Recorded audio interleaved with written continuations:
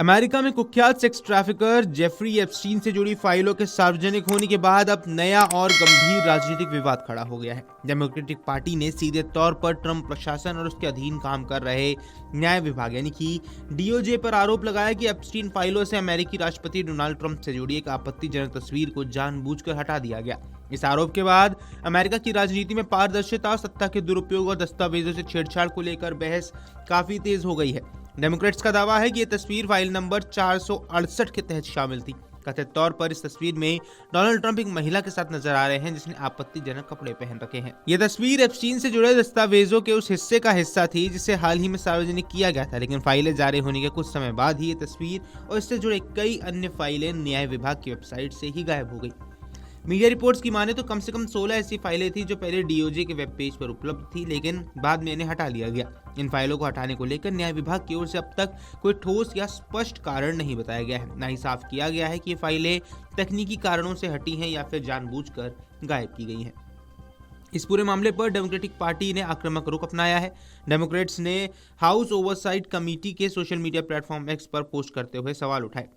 Committee ने लिखा, Epstein फाइलों में शामिल डोनाल्ड ट्रंप की तस्वीर फाइल नंबर 468 अब डीओजे की आधिकारिक रिलीज से गायब है। इसके साथ ही कमेटी ने सीधे अमेरिकी अटॉर्नी जनरल पाम बॉन्डी से सवाल पूछा कि क्या यह सच है और अगर हाँ तो आखिर क्या छिपाया जा रहा है। डेमोक्रेट्स ने कहा कि अमेरिकी जनता को पूरी पारदर्शिता का अधिकार है।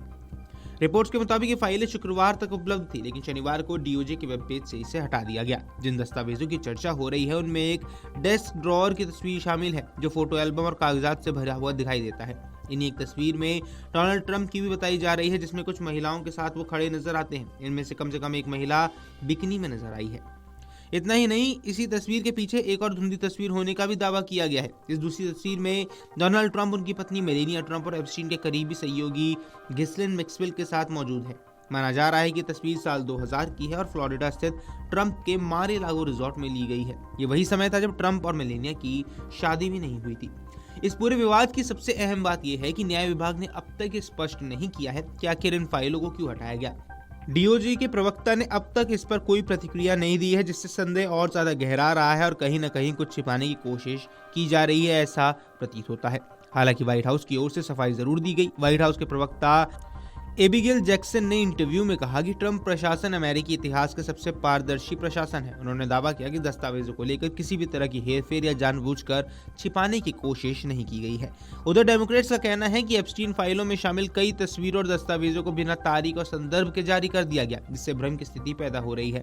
साथ ही उन्होंने ये भी स्पष्ट किया कि किसी व्यक्ति की तस्वीर या नाम का फाइल में होना अपने आप में साबित नहीं करता कि वह व्यक्ति किसी आपराधिक गतिविधि में शामिल था। इसके बावजूद डेमोक्रेटिक पार्टी ने डीओजे पर गंभीर आरोप लगाए हैं।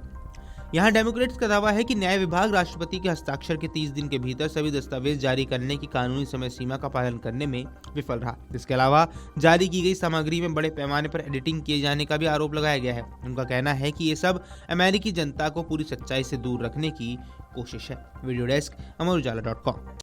अगर आप ये वीडियो YouTube पर देख रहे हैं तो हमारे चैनल को सब्सक्राइब कर बेल आइकन दबाएं और Facebook पर देख रहे हैं तो हमारे पेज को लाइक करें।